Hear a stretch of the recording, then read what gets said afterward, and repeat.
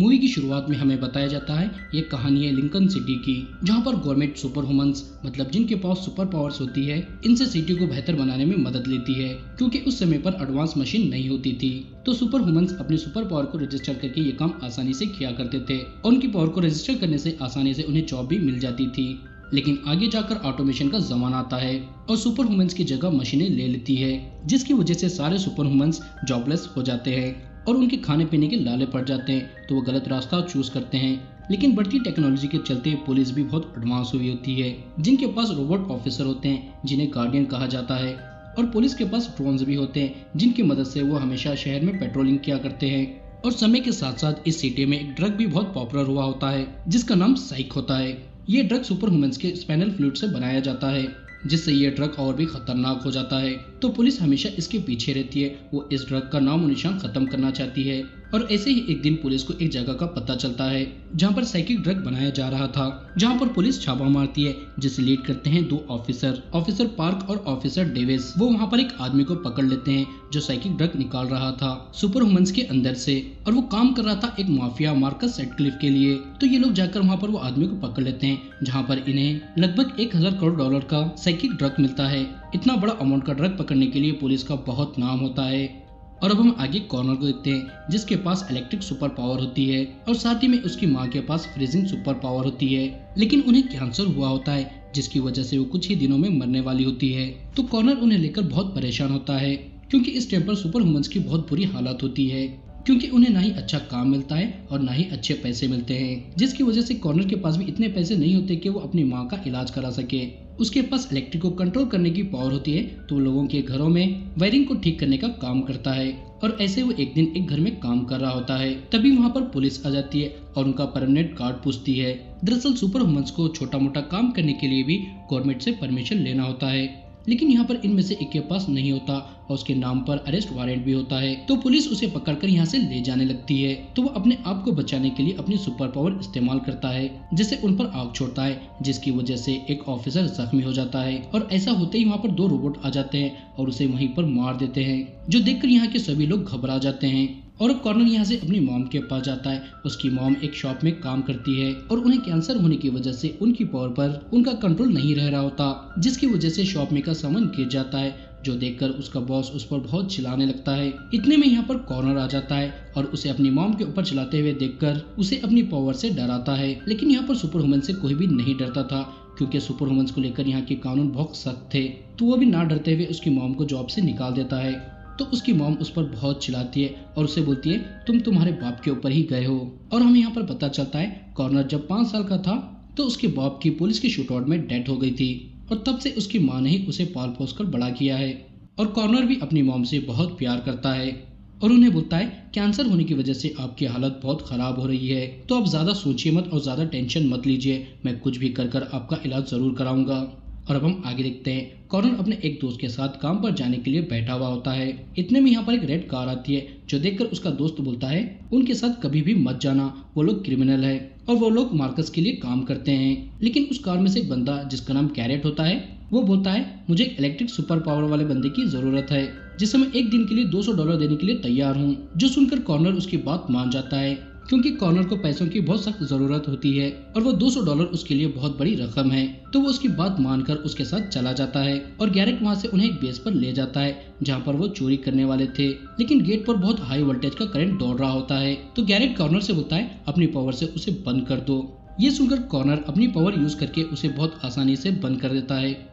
और गैरेट के एक साथी मेडी अपनी आंख की पावर इस्तेमाल करके गेट के लॉक को मेल्ट करके उसे तोड़ देती है और ये लोग बहुत आसानी से अंदर जाकर चोरी करके यहाँ से भागने लगते हैं। लेकिन ये बात पुलिस को भी पता चल जाती है, तो उनके पीछे अपने ड्रोन्स लगा देते हैं। लेकिन ये लोग भी पूरी तैयारी से आते हैं। वो ड्रोन्स को देखकर अपनी गाड़ी को एक ब्रिज के नीचे लेते हैं और अपनी कार पर से रेड कवर हटा देते हैं। तो अब वो गाड़ी व्हाइट दिखने लगती है, जिसकी वजह से वो ड्रोन्स भी गाड़ी को डिटेक्ट नहीं कर पाते और वहाँ से चले जाते हैं। और वहाँ से ये लोग एक क्लब आते हैं, जहाँ पर कैरेट का बॉस मार्कस उसे बोलता है तुमने बहुत अच्छा काम किया है, लेकिन तुम्हें देने के लिए मेरे पास पैसे नहीं हैं और हमारे से ऊपर वाले लोग भी अपना पैसा वापस मांग रहे हैं, और अगर हम उनका पैसा वापस नहीं देते तो वो हमें मार देंगे, इसलिए हमें कैसे भी करके उनका पैसा वापस लौटाना होगा। और इसके लिए मेरे पास एक प्लान है, हमें एक बैंक रॉबरी करनी होगी जिसमें लगभग $50 लाख है और ऐसा कैरेट करता है तो उसे बहुत पैसे देगा और साथ में अपनी गैंग में एक अच्छी पोजीशन देगा। ये ऑफर कैरेट को बहुत पसंद आता है तो वो उसकी बात मान जाता है और अब वो कॉर्नर को उसके घर छोड़ देता है और उसे $200 के बदले $300 देता है और उसे बोलता है कल मेरे पास तुम्हारे लिए एक बहुत बड़ा काम है जिसके लिए मैं तुम्हें बहुत सारे पैसे दूंगा, तो कल जरूर मेरे से मिलना। इतना बोलकर वो यहाँ से चला जाता है और अगले दिन हम देखते हैं जहाँ पर ये लोगों ने चोरी की थी वहाँ पर वो दो ऑफिसर आते हैं, मार्क और डेविस, और वो वहाँ का माहौल देखकर समझ जाते हैं ये कैरेट के बॉस मार्कस ने ही किया है और वहाँ की शॉर्ट सर्किट देखकर वो समझ जाते हैं ये काम कोई बहुत ताकतवर इलेक्ट्रिक सुपर पावर वाले बंदे ने ही किया है। तो वो शहर में जिसके पास भी इलेक्ट्रिक पावर होती है उनकी लिस्ट निकालने को कहते हैं और इधर हम देखते हैं फिर से कैरेट कॉर्नर को लेने आता है और उसे एक जगह पर ले जाता है और एक कार का अलार्म बंद करने को कहता है। ये सुनकर कॉर्नर उसे ऐसा करने से मना करता है तो वो उसे बोलता है हम 3 दिन में एक बैंक चोरी करने वाले हैं, इसलिए मुझे पता करना है तुम्हारा पावर लेवल कितना है।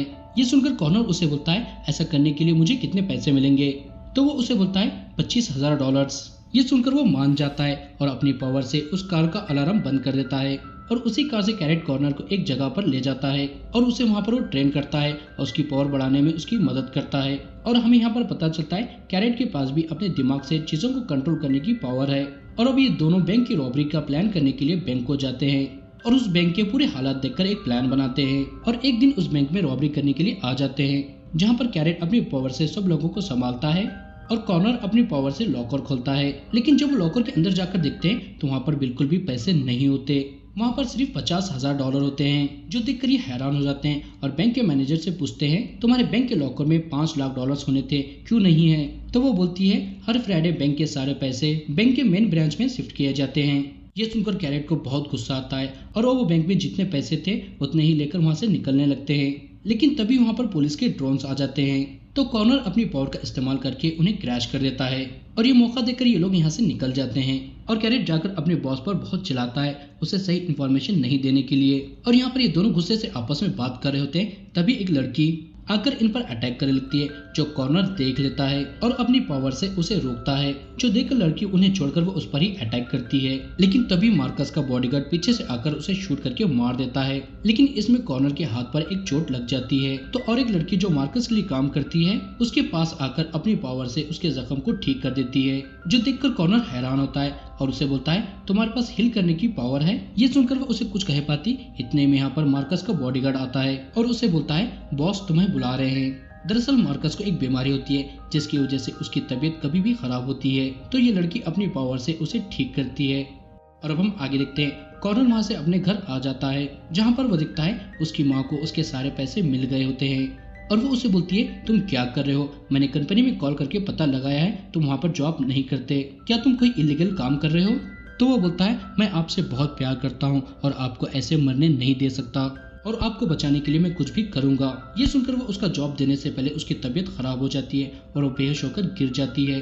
तो कॉर्नर उन्हें हॉस्पिटल ले जाता है जहाँ पर डॉक्टर उसे बोलते हैं इनकी हालत बहुत खराब हो गई है, अगर हम इनका जल्दी इलाज नहीं करते तो वो मर जाएगी। ये सुनकर कॉर्नर बहुत परेशान हो जाता है और हॉस्पिटल से बाहर जाता है। तभी यहाँ पर वो दोनों ऑफिसर आकर उसे पकड़ लेते हैं और उसे पुलिस स्टेशन ले जाकर उसके साथ पूछताछ करते हैं, जहाँ पर वो उसे पूछते हैं तुम कैरेट और मार्कस के बारे में क्या जानते हो? तो वो कहता है उनके बारे में मुझे कुछ भी पता नहीं है और मैंने कोई भी गलत काम नहीं किया है। ये सुनकर वो उसे बोलते हैं अच्छा तुम्हें मार्कस के बारे में कुछ भी पता नहीं है, लेकिन हमारे पास मार्कस का लाखों डॉलर का माल है जिसे हम जल्दी जलाने वाले हैं और हमें उसके खिलाफ कुछ सबूत भी मिले हैं, तो उसे हम पकड़कर जल्दी मार देंगे। अगर तुम उनके बारे में हमें कुछ बताते हो तो हम तुम्हें छोड़ देंगे। ये सुनकर भी वो उन्हें बोलता है मुझे उनके बारे में कुछ भी पता नहीं है। ये सुनकर वो उसे कुछ नहीं बोलते और इनके पास कॉर्नर के खिलाफ कोई भी सबूत नहीं होता, तो वो उसे यहाँ से जाने देते हैं और कॉर्नर यहाँ से सीधा मार्कस के पास जाता है और उसे बोलता है पुलिस के पास जो तुम्हारा $1 करोड़ का साइकिक ड्रग है वो मैं तुम्हें लाकर दूंगा, बदले में तुम मुझे वो लड़की देना होगा। दरअसल कॉर्नर उस लड़की को ले जाकर अपनी माँ को हील कराना चाहता है, जो सुनकर मार्कस भी उसकी बात मान जाता है। लेकिन यहाँ पर गैरेट को लालच आ जाता है, तो वो उसे बोलता है हम तुम्हें साइकिक ड्रग ला के देंगे, लेकिन बदले में मैं तुम्हारे लिए काम नहीं करूंगा बल्कि हम पार्टनर होंगे, मतलब 50-50। ये सुनकर मार्कस पहले तो हैरान होता है और कुछ सोचने के बाद वो मान जाता है और अब ये सब मिलकर प्लान करते हैं उस ड्रग को पुलिस के पास से लेने के लिए। और अब वो समय आ जाता है जहाँ पर इन्हें इनकी प्लानिंग को एग्जीक्यूट करना होता है। हम देखते हैं 4 ऑफिसर और 2 रोबोट मिलकर उस ड्रग को वहाँ से ले जा रहे होते हैं। तो ये लोग अपने प्लान को एग्जीक्यूट करके उन्हें एक जगह पर फंसा लेते हैं और उन पर अटैक करते हैं, जहाँ पर कैरेट अपनी पावर से दोनों रोबोट को पकड़ लेता है और कॉर्नर अपनी पावर से उन पर अटैक करके उन्हें मार देता है और मैडी अपनी पावर से कार के डोर को खोलकर उन दोनों ऑफिसरों को बाहर निकालती है जिनके पास वो ड्रग थे, और वो जैसे ही बाहर आते हैं वो उनके पास ड्रग ले लेते हैं और यहाँ से जाने लगते हैं। लेकिन तभी यहाँ पर मार्कस के आदमी उन्हें धोखा दे देते हैं। वो मैडी और उनके एक साथी को मारकर ड्रग को यहाँ से ले जाते हैं और हमें यहाँ पर पता चलता है ये सब मार्कस का प्लान था, क्योंकि वो कैरेट को बिल्कुल भी अपना पार्टनर नहीं बनाना चाहता था। इसलिए वो उन्हें वहाँ पर फंसाकर ड्रग के बैग को अपने पास मंगवा लेता है और इधर पुलिस और पुलिस के ड्रोन भी आ जाते हैं। लेकिन यहाँ पर कैरेट और कॉर्नर भी बचते बचाते यहाँ से चले जाते हैं और वो दोनों मार्कस का प्लान जाकर बहुत गुस्सा होते हैं और यहाँ पर ये दोनों उसे बदला लेने का एक प्लान बनाते हैं।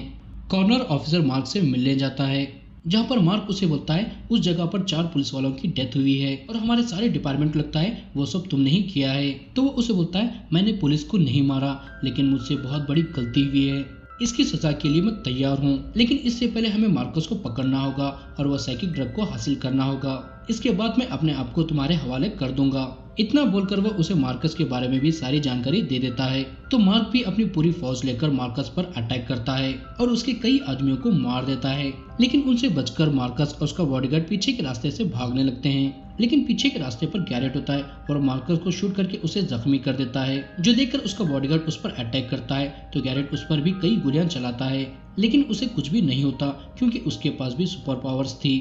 और अब वो गैरेट पर अटैक करता है और उसे मारने लगता है। तभी पीछे से कॉर्नर आकर अपनी पावर से उस पर अटैक करता है, लेकिन यहाँ पर उन दोनों पर भी भारी पड़ने लगता है, मगर जैसे तैसे करके वो दोनों मिलकर उसे मार देते हैं। और कैरेट मार्कस के पास जाकर अपनी पावर से उसका गला घोट के उसे भी मार देता है और अपने साथियों का बदला ले लेता है। और कॉर्नर उस लड़की को अपने साथ चलने को कहता है, क्योंकि वो उसके जरिए अपनी माँ को बचाना चाहता था। ये सुनकर वो लड़की अपना हाथ दिखाती है, जहाँ पर वैसे ही जख्म था जैसे कॉर्नर को लगा था, जो देखकर कॉर्नर हैरान होता है।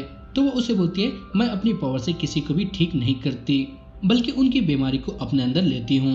ये सुनकर कॉर्नर और हैरान होता है, लेकिन यहाँ पर वो कैसे भी करके अपनी माँ को बचाना चाहता था, तो ना चाहते हुए भी उस लड़की को अपने साथ हॉस्पिटल ले जाता है और उसे अपनी माँ को ठीक करने को कहता है। तो वो भी लड़की उसकी बात मानकर अपनी पावर से उसकी माँ को ठीक करने लगती है, मतलब उनके कैंसर को अपने अंदर लेने लगती है, जिससे उस लड़की को बहुत तकलीफ हो रही होती है, जो देखकर कॉर्नर का दिल भी पिघल जाता है और वो उसे रुकने कहता है और वो उसे माफी मांगता है उसे ऐसा कराने के लिए। इतने में यहाँ पर उसकी माँ को होश आ जाता है, जो देखकर कॉर्नर उनसे बात करने लगता है, लेकिन वो थोड़ी देर में मर जाती है। और दूसरी तरफ कैरेट माफिया के एक बड़े आदमी से मिलता है और उसे बोलता है अब मार्कस नहीं रहा तो मैं उसका सब काम संभालूंगा। और वो उस आदमी को साइकिक ड्रग का एक बैग भी देता है, जो सुनकर वो बैग लेकर वो आदमी उसे ठीक है बोलता है। और इधर कॉर्नर उस लड़की को बोलता है मैंने गाड़ी की पूरी टैंक को भर दी है, तुम जहाँ जाना चाहती हो वहाँ पर चली जाओ। ये सुनकर वो बोलती है फिर तुम क्या करोगे? तो वो बोलता है मैं अपने आप को पुलिस के हवाले कर दूंगा। और अब हम आगे देखते हैं, मार्क इस मिशन में कामयाब होने की वजह से उसे प्रमोशन मिलता है और उसकी बहुत वाहवाही होती है। और दूसरी तरफ कॉर्नर अपनी माँ की खबर पर जाकर उन्हें बोलता है मैं अब कुछ दिनों के बाद आपसे मिलने आऊंगा, क्योंकि मैं अपने आप को पुलिस के हवाले कर रहा हूँ। और इसी के साथ ये मूवी यहाँ पर खत्म हो जाती है। आई होप दोस्तों आपको इस मूवी की कहानी और मेरा एक्सप्रेशन पसंद आया होगा। आया है तो प्लीज वीडियो को लाइक करें और हमारे चैनल को सब्सक्राइब करें, और आप हमें कमेंट कर बताएं आप अगली कौन सी मूवी या सीरीज का एक्सप्रेशन सुनना चाहते हैं। तो बस इस वीडियो में इतना ही, अब मिलूंगा मैं आपको अगले वीडियो में। जब तक टाटा बाय बाय।